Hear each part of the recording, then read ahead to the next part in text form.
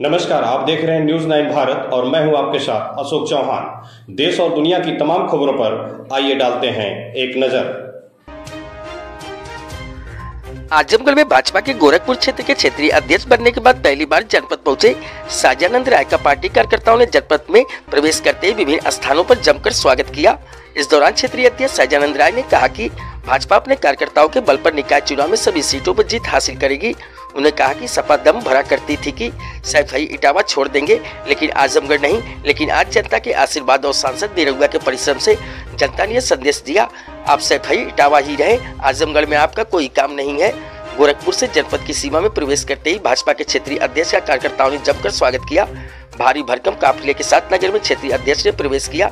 नगर के अंबेडकर पार्क में आयोजित सम्मान समारोह में पहुंचे क्षेत्रीय अध्यक्ष साजानंद राय का नेताओं व कार्यकर्ताओं ने फूल मालाओं से जमकर स्वागत किया। इस दौरान क्षेत्रीय अध्यक्ष साजानंद राय ने क्षेत्रीय अध्यक्ष बनने के लिए सीएम व प्रदेश नेतृत्व का आभार जताते हुए कहा कि निकाय चुनाव में भाजपा देश व प्रदेश में हुए विकास कार्यों और कर्मठ कार्यकर्ताओं के बल पर जीत हासिल करेगी। उन्होंने कहा कि विपक्ष वर्ष 2014 से ही एकजुट हो रहा है, लेकिन पीएम और सीएम के विकास कार्यों व अंतिम व्यक्ति तक योजनाओं के लाभ के कारण विपक्ष की एकजुटता बिखर जाती है। इस बार भी यही होगा। एक सवाल के जवाब में उन्होंने कहा कि पार्टी में कोई गुटबाजी नहीं है, जो थोड़ी बहुत बात है या किसी को नाराजगी रहती है तो उसके लिए उपयुक्त फोरम पार्टी ने बनाया है। उन्होंने कहा कि वह गोरखपुर क्षेत्र से ही 2 बार महामंत्री भी रहे हैं, अब अध्यक्ष हुए हैं, लेकिन गुटबाजी पार्टी में नहीं है। न्यूज़ 9 भारत के लिए अमित खरवार की रिपोर्ट।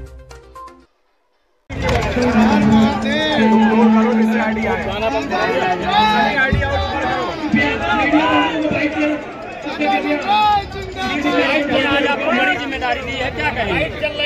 पहले तो मैं आजमगढ़ के एक नागरिक तरफ से और आप लोगों की तरफ से अपनी भारतीय जनता पार्टी के शीर्ष नेतृत्व माननीय नरेंद्र मोदी को और भारतीय जनता पार्टी के राष्ट्रीय अध्यक्ष जेपी नड्डा जी और साथ ही साथ उत्तर प्रदेश के लोकप्रिय और यशस्वी मुख्यमंत्री माननीय योगी आदित्यनाथ जी को और भारतीय जनता पार्टी के प्रदेश अध्यक्ष चौधरी भूपेंद्र सिंह जी को मैं आजमगढ़ की जनता की तरफ से और गोरखपुर क्षेत्र की तरफ से एक कार्यकर्ताओं की तरफ से उनका आभार प्रकट करता हूँ।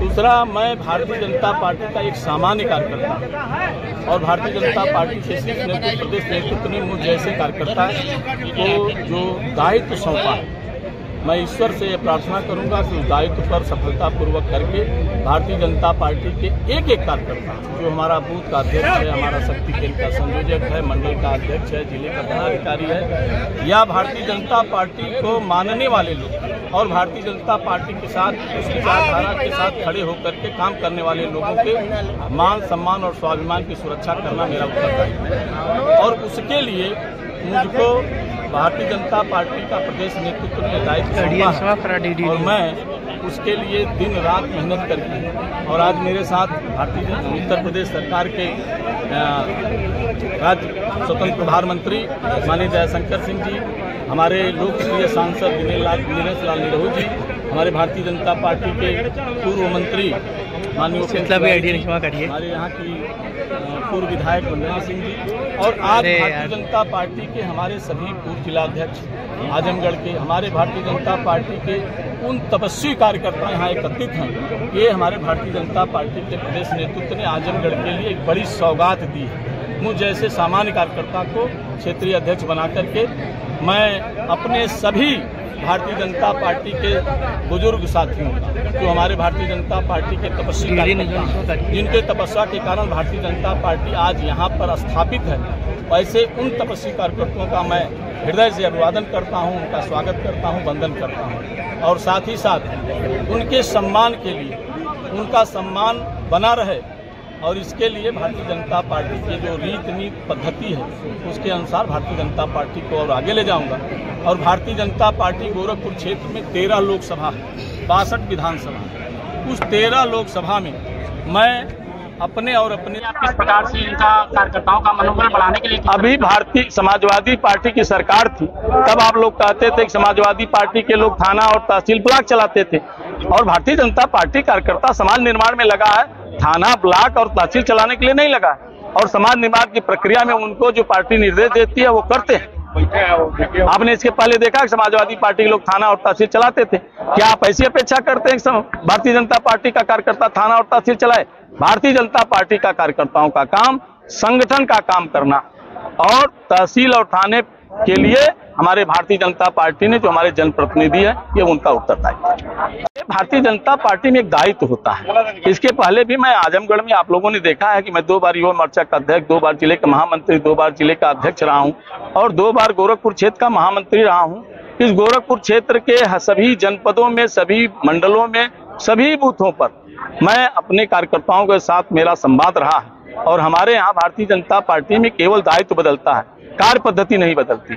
इस नाते हमारे से पहले जो हमारे लोग उस दायित्व पे थे, उस प्रक्रिया को बनाए थे, आगे मैं आया हूं, उसको और शक्ति प्रदान करूंगा और नीचे तक ले जा करके जो आगे आने वाले नगर निकाय के चुनाव में भारतीय जनता पार्टी का एक एक कार्यकर्ता कृत संकल्पित है, इसलिए विकास के लिए, गुंडा और माफियाओं को हटाने के लिए।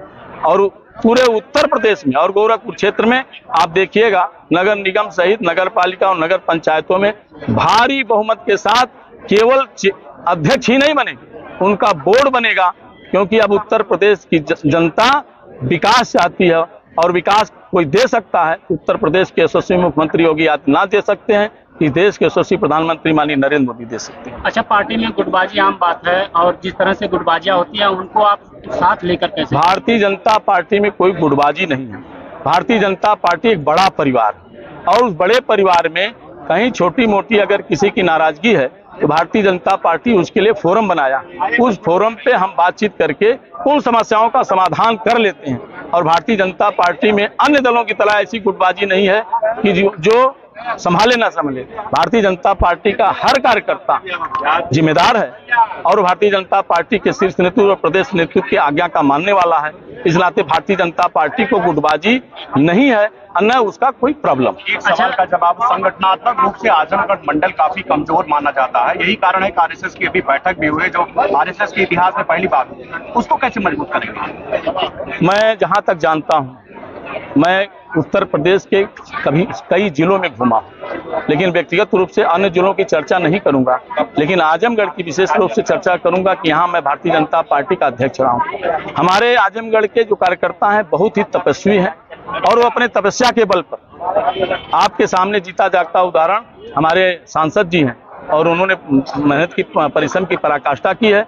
और जो समाजवादी पार्टी दम भरती थी कि हम इटावा सैफई छोड़ सकते, आजमगढ़ नहीं छोड़ सकते, तो आजमगढ़ की जनता ने दिनेश लाल निरहू को जिताकर यह संदेश दे दिया है कि आपको आजमगढ़ में आवश्यकता नहीं, आप अपने इटावा और सैफई में जाइए, क्योंकि इटावा और सैफई में भारतीय जनता कब्जा कर चुकी है। अच्छा, भाजपा सरकार में अधिकारियों का बोल, पार्टी की जो संगठनात्मक टीम है उसके आधार पर गोरखपुर क्षेत्र के 13 लोकसभा में 13 में भारतीय जनता पार्टी का जब पूरे देश का एक कमल रूपी माला बने, उसमें गोरखपुर क्षेत्र का खिलता हुआ सुंदर सा कमल का फूल उसमें सुशोभित हो, यही मेरा संकल्प। किस तरह से विपक्ष एकजुट हो रहा है, कितना चुनौती मानते हैं आने वाले समय के लिए? अब आप लोग कहते हैं कि विपक्ष एकजुट हो रहा है, लेकिन मुझको लगता है कि विपक्ष एकजुट नहीं। अभी 2019 में भी विपक्ष एकजुट हुआ था, 2022 में भी विपक्ष एकजुट हुआ था, लेकिन जैसे जैसे और भारतीय जनता पार्टी का इतिहास रहा है, हम जिस विचारधारा के लिए काम करते हैं कि जब जब उनके साथ राष्ट्र विरोधी ताकतें एकत्रित होती हैं, तब तब इस विचारधारा को प्रखरता से समाज का समर्थन मिलता है और लोग उनके साथ जुड़ करके भारत निर्माण की प्रक्रिया में माननीय नरेंद्र मोदी जी का जो सपना है, एक भारत श्रेष्ठ भारत, जो हम लोगों का संकल्प है कि भारत विश्व गुरु बने, उसके लिए भारतीय जनता पार्टी के लाखों करोड़ों कार्यकर्ता अपना सर्वस्व न्यौछावर करके इस विचारधारा को और माननीय नरेंद्र मोदी जी को और उत्तर प्रदेश के यशस्वी मुख्यमंत्री योगी आदित्यनाथ जी को संकल्प लेकर के और भारतीय जनता पार्टी को और आगे बढ़े। अच्छा, आप क्षेत्रीय अध्यक्ष बने। पार्टी आजमगढ़ के पूर्व जिलाध्यक्ष हुए आदरणीय देवेंद्र सिंह जी, आदरणीय प्रेम प्रकाश हुआ, जिससे अनुरोध करूंगा माननीय क्षेत्रीय अध्यक्ष का माल्यार्पण कर अभिनंदन करें। यहाँ खबरों का सिलसिला कभी नहीं थमता, सिर्फ और सिर्फ बने रहिए न्यूज़ 9 भारत पर। अब चाहूंगा इजाजत, नमस्कार।